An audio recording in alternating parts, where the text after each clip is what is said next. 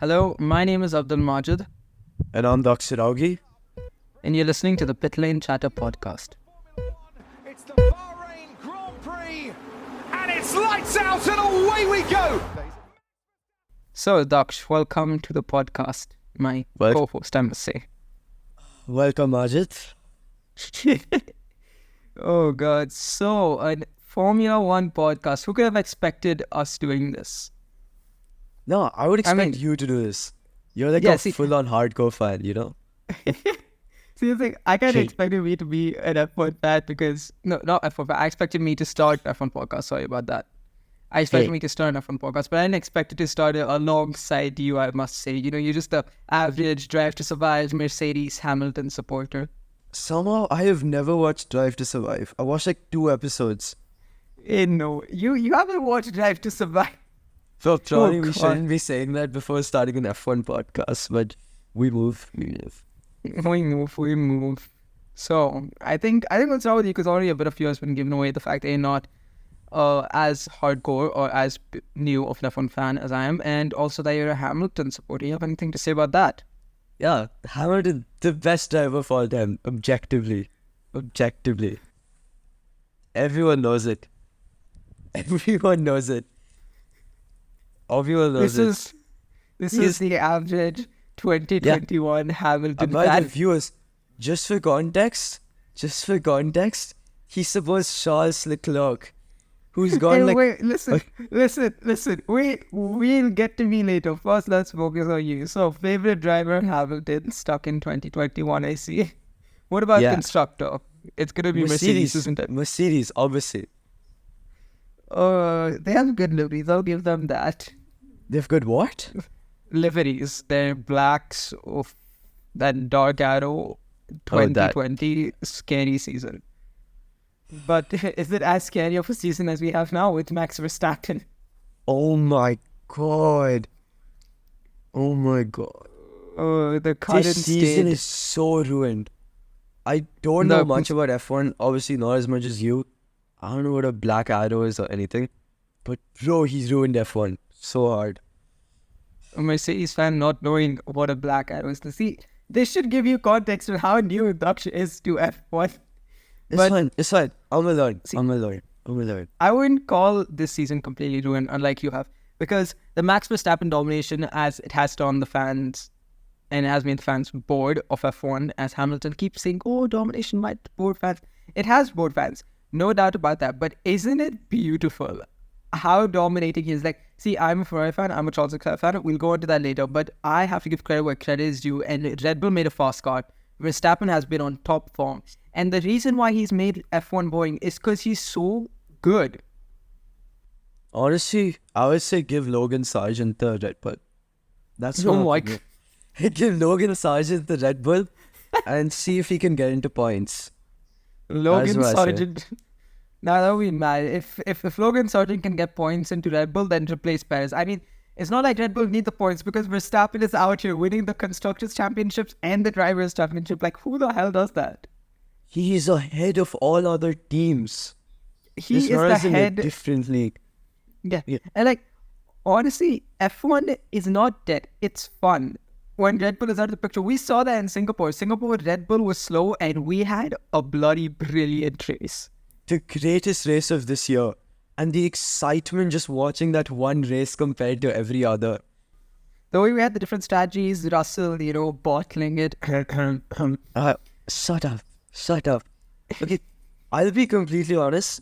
We're not supposed to talk about the races yet. We're going to have that in future episodes. But I swear to God, if Mercedes had a little bit better team strategy, and if Russell What do you let mean a Hamilton little bit through... better team strategy? They had a just listen. bloody brilliant strategy. It's they just had- that science had a it's smarter just- strategy. Just a bit better. If Russell let Hamilton through, Hamilton would have won the race. And I can say that with certainty. I can say that with certainty. Now we have the Hamilton fan coming out. Oh, it's I true can say- Mercedes. It's all Hamilton. It was Well, see. when Russell just caught up to Charles, Hamilton was right behind him when he exited the pit lanes like 15 seconds later. I'm telling you, Hamilton was 5 times as fast as Russell. He would have won the race. Do you think Hamilton could have beaten Sainz and Norris's epic strategy? Easy. Because the one opportunity which Russell missed was the overtake of Lando. Hamilton would have got that easy. And after that, it would have just been a matter of time until he got up to Sainz. He had better tires anyway. I must tell you, our podcast has raw and unfiltered, not raw and stupid. Bro, we're going to say such controversial shit on this podcast. I swear to God. Oh, sorry, gonna get better. Yeah, Okay, enough about me being a Hamilton fan. Charles Leclerc fan. All right, Charles listen. All right, so started watching F1 at the end of 2018. I couldn't help but notice Charles Leclerc, surprising, probably the best looking guy in the grid and one of the best performing at that time, especially for a rookie. He was doing insane for a rookie. And who gets promoted into Ferrari their first year after? Like, who does that? You know, So because Charles Leclerc does that. So you're saying that every single one of the 2023 viewership should go to Oscar Piastri? Honestly, we'll talk about Oscar Piastri later, but he's also a bloody brilliant rookie. I will give him props for that. He is a bloody brilliant rookie. But I guess on to me. So, favorite driver Charles, and I guess we can link it up to say that my favorite constructor is Ferrari. That's mainly because Ferrari is red. I have loved the red cars since I've loved the red cars before I even knew what a car was. All I knew is that Ferraris, they were red, they looked pretty, and I loved them. I don't know which Ferraris it was. I know how a car worked. But all I knew was red car looked good, it was pretty. The Ferrari merch everywhere. Man is obsessed. See, I just like to support, alright, proud Ferrari fan. Although ever since I was born, we haven't won a championship. I'm still a proud Ferrari fan. Yeah. There's nothing about that. I am loyal. I am a loyal Ferrari fan, is all I'm going to say. Yeah. Like, see. How many poles does Charles Leclerc have again? Just like... He has too many. See, I don't know the number, but I know he has way too many for his I think it part was of the career. 150 or something. I might be wrong with that. But he has a lot. You are very wrong about Hamilton's 150 poles. He has 100 plus. Yeah, props to him for that. But he doesn't have 150. Charles has more than 100 poles. I think. Charles does not have more than 100 poles. Are you crazy? Okay, he has a lot of poles. But he wins so much less than that. He wins so much less. Listen. The Ferrari in these past 2 years have been strong on qualifying pace and shit on race pace. All right, what to do? Okay. He brings the car I on don't know the pole. exact statistic, but I can tell you for a fact that Hamilton has more wins than he has poles, and Charles Leclerc is like a quarter of the wins he has poles. I can tell you that is a fact. And you guys can clearly see the new F1 fan in him as he got the basic that is fact a wrong. fact. That is a fact. No, Lewis Hamilton has more poles than wins, my guy. Oh shit. That's unfortunate. That's unfortunate. So, here's another thing about the podcast. One view we're taking is that it's throughout this podcast, you're going to see the development of a pretty new F1 fan, and it can probably start by accepting the fact that Hamilton has more race wins than poles. Wait, I mean more poles than race wins. Shit. Yeah, 104 poles, completely. 103 race wins. Yeah, I just searched up 104 poles, 103 race wins. Okay, at least closer than what Charles has. Yeah, but Charles Leclerc Please. never drove the W11, did he? He never drove that black arrow, that bloody blew through it. Was it the That's fair. W11? That's fair. I know what those mean totally.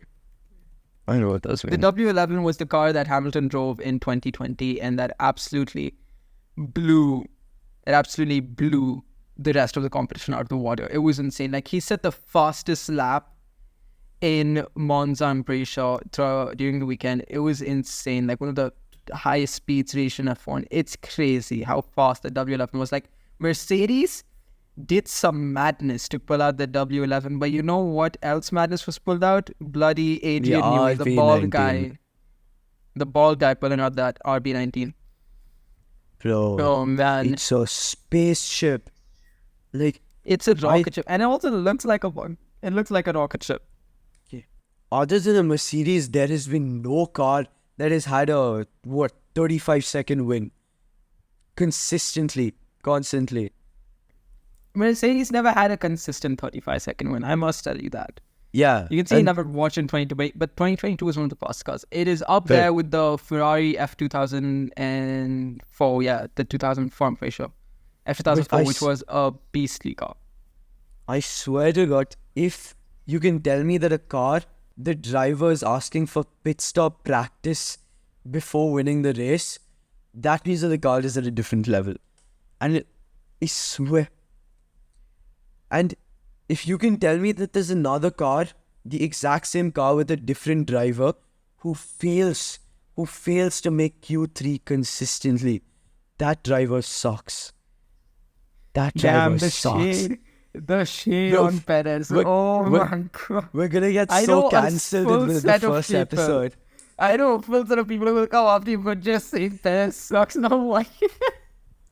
Oh, raw, unfiltered opinions. Here you go.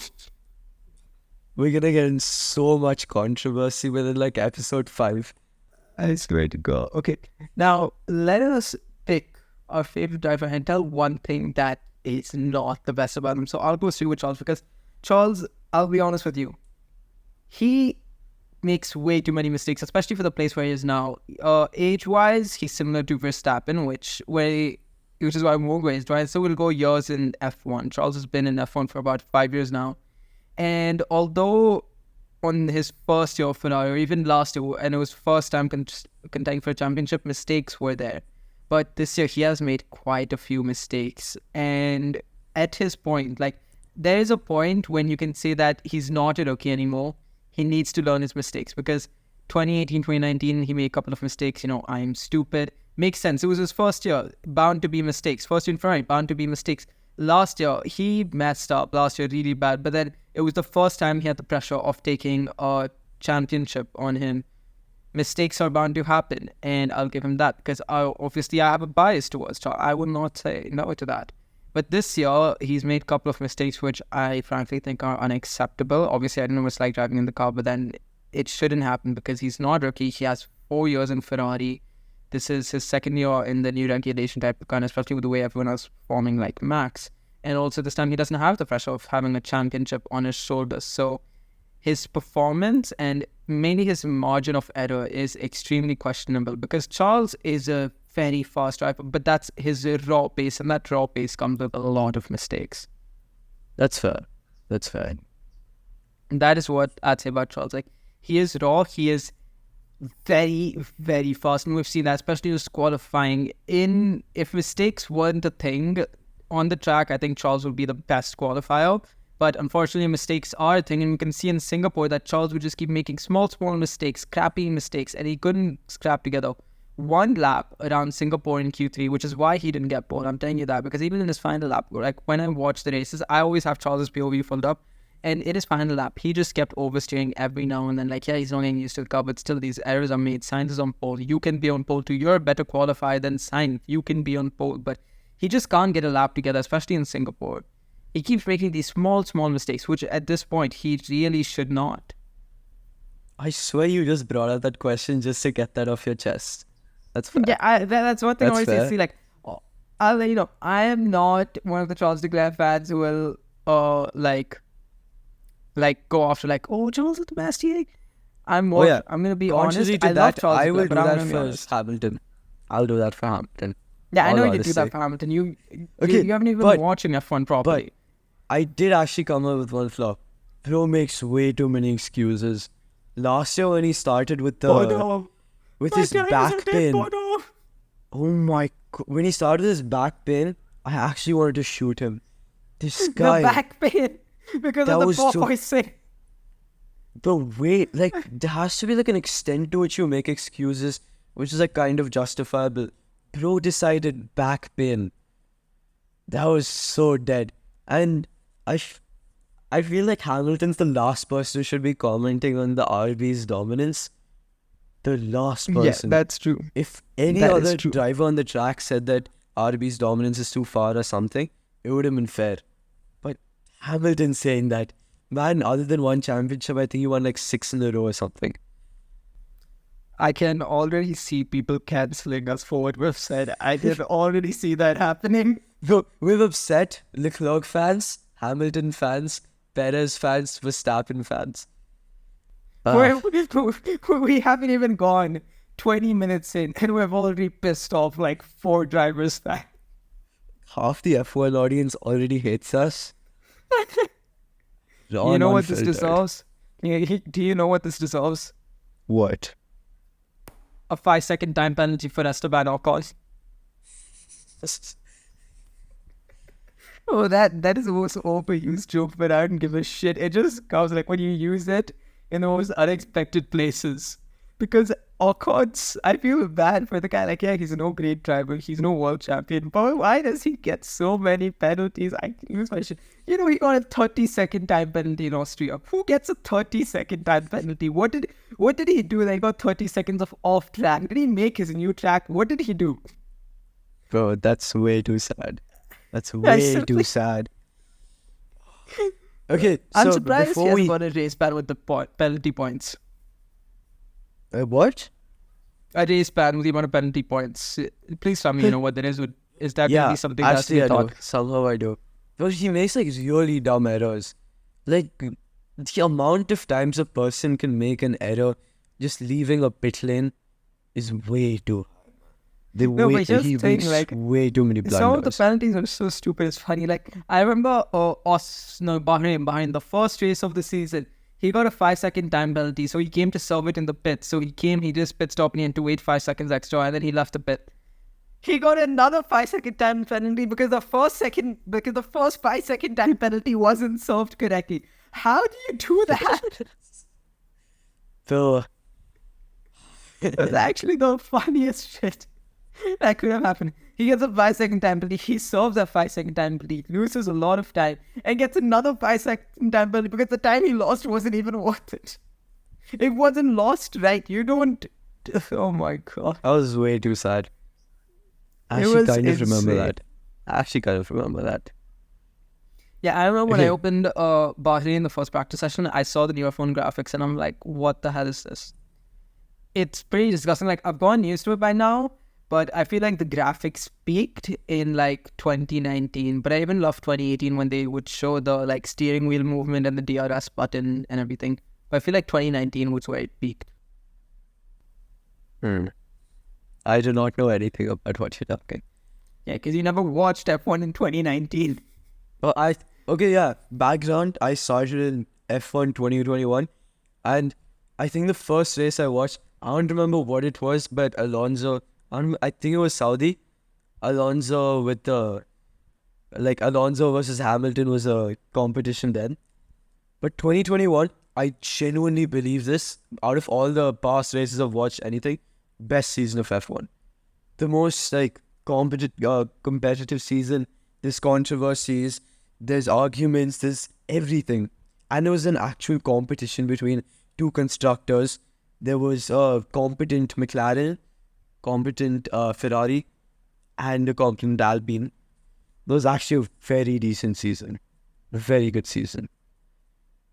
I know a lot of people will have just cried the same because in 2021 it wasn't Alonso and Hamilton that were competitive with each other. It's because that was Hungary actually. That you're talking about. Not Saudi, it was Hungary. Yeah. And it was when Hamilton was trying to make his way up past and Alonso defended like an absolute bloody king against Hamilton and just didn't let Hamilton take the place Saudi back. was the one where Yeah. Hamilton got brake tested. Now I remember. My bad. Got brake test. Okay. I see. You can clearly see that he's not on the side of Verstappen in 2021. 2021 for me was the cheapest I was just victory. happy. If a driver three times consecutively gets the, I don't know what it's called when you have to give back the place, whatever it's called. If you get it 3 times consecutively and each of them are served incorrectly, if he was just given a time penalty there which would have moved him back, the entire course of the season would have changed. That was how tight it was. And that's why I absolutely loved that season so hard. But see, in the end, we'll have a different episode talking about 2021, but we discovered that in the end, Hamilton, I'm pretty sure, did win Saudi. He had won Saudi, I'm pretty sure. Yeah, he and did. so we had the absolute beautiful ending of the equal points and the last lap of Abu Dhabi. Oh my God. cheapest slap in the entire world. Did you just say that's the cheapest slap in the entire world? You're a Hamilton fan. Okay, I will just say this and we're going to move Oh on yeah, from you're a this Hamilton topic. fan. Shit. Yeah. No. You're going to listen to this. Let's just say Latifi comes from a Red Bull sister company, coincidentally crashes, gives Verstappen a safety car. He goes, he pits into the softs, comes back right behind Hamilton, and he overtakes him.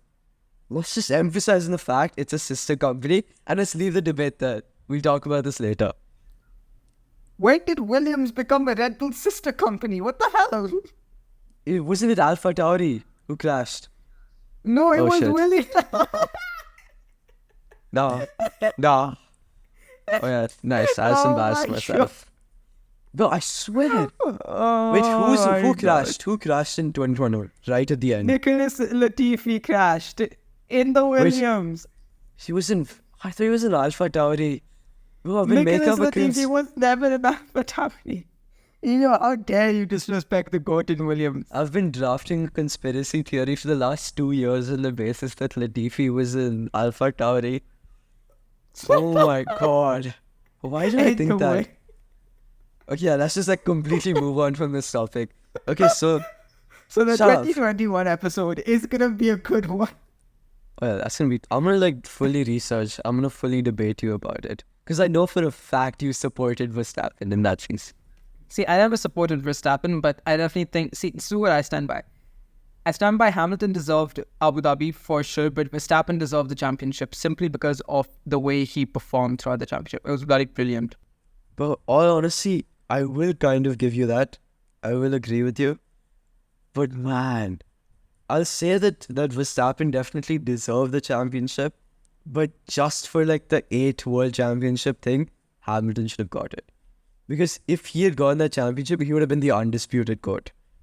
2021 was a poetic season. We had one person trying to break the record and make a new one while we had the person trying to win that first. It's poetic as hell. That's true. The most entertaining season of all time. Easily the most entertaining season of all time. It was a beautiful season. But the thing is, there should always be some level of doubt. There has to be some argument in every season. And that was there. Every Hamilton fan believes that they won that. There was a lot of argument. Exactly. But this season, if a man wins in the Japanese Grand Prix, they win the Constructors' Championship. And in the Qatar, they're about to win the individual championship. Man. That's way too far. I want to know, what is your take on... I forgot. I think it was Massa. Don't come off me. I forgot the name. But Hamilton potentially going from a 7-time world champion to a 6-time world champion. Why? Is this the one where Hamilton was let through? Have you not heard that? Wait, no. Have you not heard the entire conspiracy? Oh my god. Okay, so we have got to update you. Okay, I've heard about it. I just don't remember. That's all. Alright, so do you remember the Hamilton's first championship? No. I forgot the year. It's Glock going slowly, that one. Oh, I've seen the clip. You definitely would have seen the clip. And after Hamilton's teammate lets him through, and he was not going to win the championship, but Hamilton's teammate lets him through. Yeah. I know that was part of that season, but something like that. So that same season, what happened is that there was this one thing where during qualifying, I'm still not sure on the details, but someone crashed, so then another one could, so Hamilton could get an advantage and this, that. So now, the person who came second in that championship, I think it was Massa, I'm not sure. He is coming back at Hamilton lawfully to see if he should get disqualified from that race. And if Hamilton does get disqualified from that race, then Hamilton becomes a 6-time world champion. And surprisingly, the opponent's team reached out to Hamilton if they could help him in the case. They pulled up to Hamilton and they're like, can you help us turn you to a 6-time world champion? Oh my god. I don't know what it is, but I mean this. I will actually research about this. It sounds interesting. He'll come back on a different episode when he has his facts correct. Okay, this conversation went way out of hand. Okay, so I want to ask you a few questions just about both of us. We probably should have just started the episode with this, but now I don't give a shit. Okay, so Shoot. both of us are high school students from India, Precisely. and we study together. And he's like the person who I send reels to about F1, just asking for his thoughts. I don't know why, and he'll give like the most like weirdest responses ever. And he's the most passionate F1 fan in the world. In the world. Like, if you call him during a race, your earbuds are going to go to shit. He's bought like the F1 thing where you can see the views. He has an entire setup. Listen. In India right now, the only way to watch F1 is to buy F1 TV Pro. All right, it's shit. Yeah, But and my guy has an entire setup. He has like 7 laptops set up for each of the POVs, the team radios, everything. okay. Bro has more strategy control over Ferrari than the team themselves. Okay, listen. That had to go in. Clearly, it is a very overdone. That is very excessive what you said. I'll be honest. So this is what my race setup normally looks like. So on the TV, we have the race going. Then on my laptop, I open up 4 different tabs, 2 for 2 different drivers' POVs, and 1 as a track map, and 1 as comparing 2 drivers' sector times. Yeah, And so then basically he's sometimes crazy. if Point there- is he's crazy. sometimes if my sister is around, then we use her iPad as to show more data. Sometimes it's lap time, sometimes it can be a certain driver's POV, and then on my phone I pull up Charles's POV, or like if anyone's right behind Charles, I pull up their POV mainly to listen to the team radios. So basically he has more strategy control than Ferrari themselves. It is a really good setup, I'm not gonna lie. It is a very... I love it. It makes me feel so bad because I'm so much data around me. But it's You know what? not Next as time- much. Next time there's a race, I will make sure that there's a picture taken and posted on our Instagram.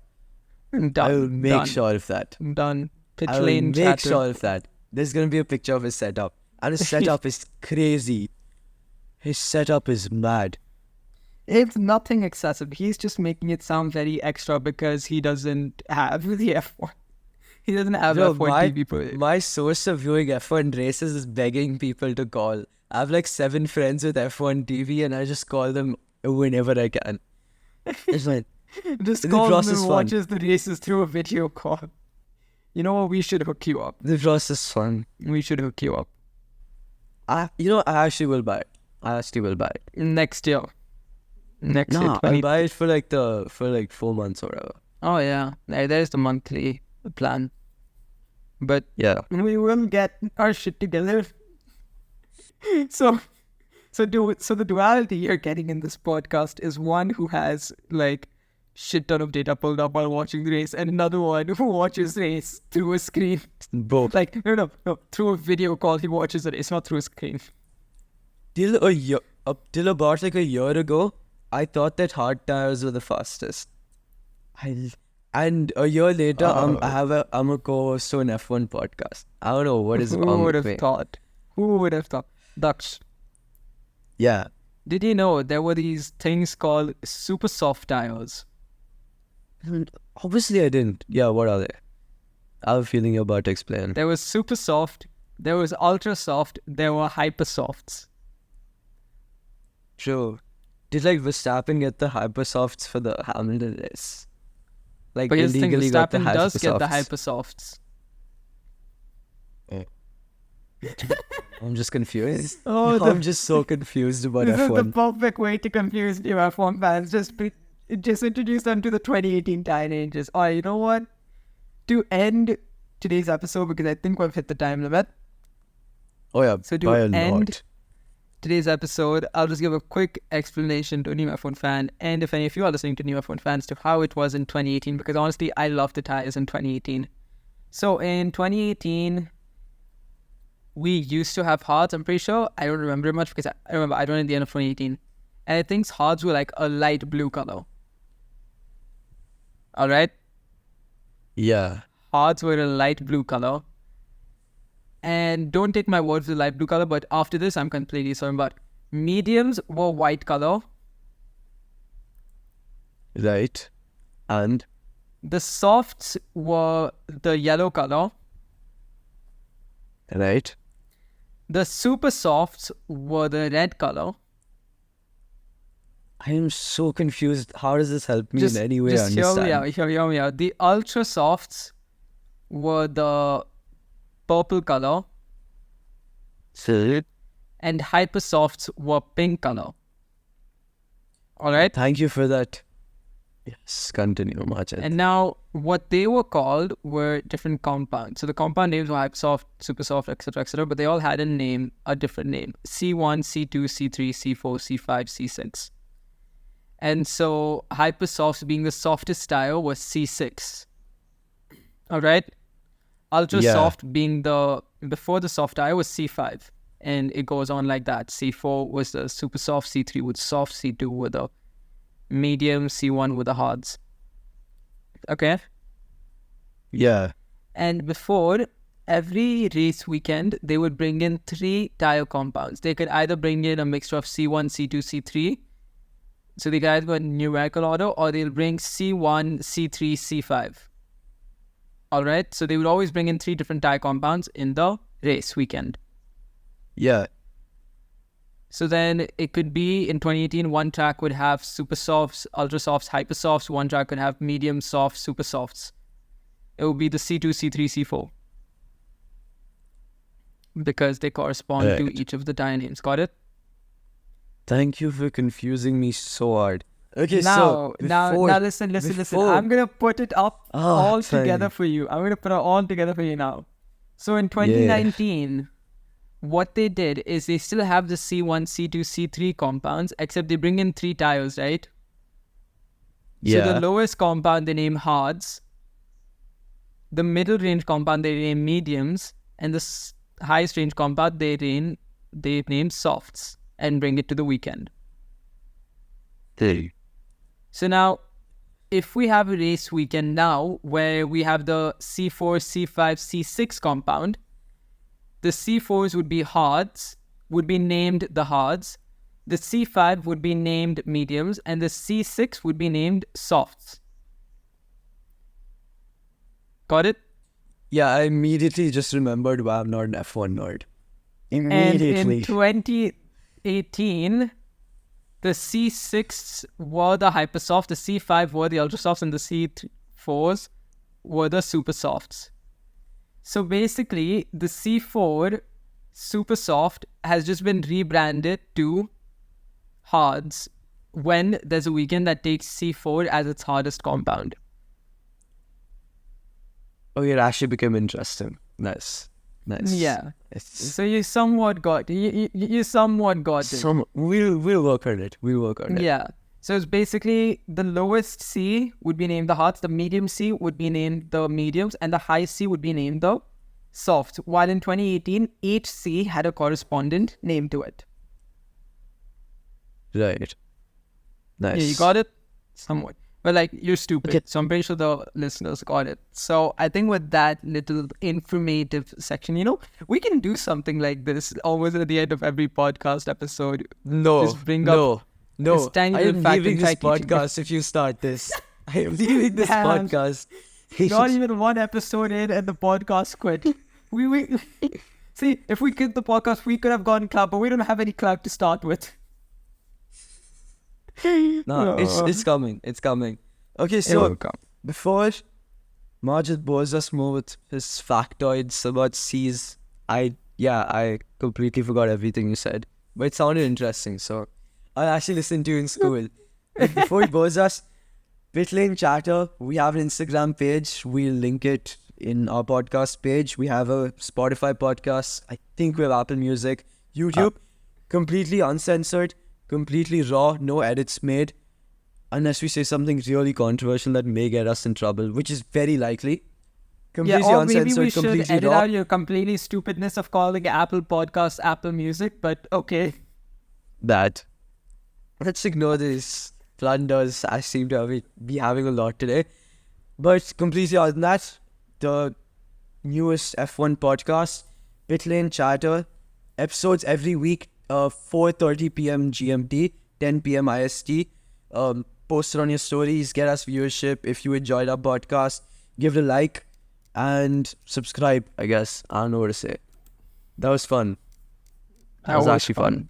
There is more to come. More to come. Every race weekend, we're going to have a review plus discussion, and non-race weekends also, we will be having episodes, debates, discussions, and Marja teaching me more about F1 and completely shitting on my knowledge. That's going to be fun. So hopefully you can see the development of Daksh as an F1 fan as we go on with this podcast. Yeah. But That's that gonna be is fun. That is it for episode 1. Pitlane Chatter. We hope you enjoyed, and we'll see you next time. next week. Next week. Bye guys. Thank you for watching.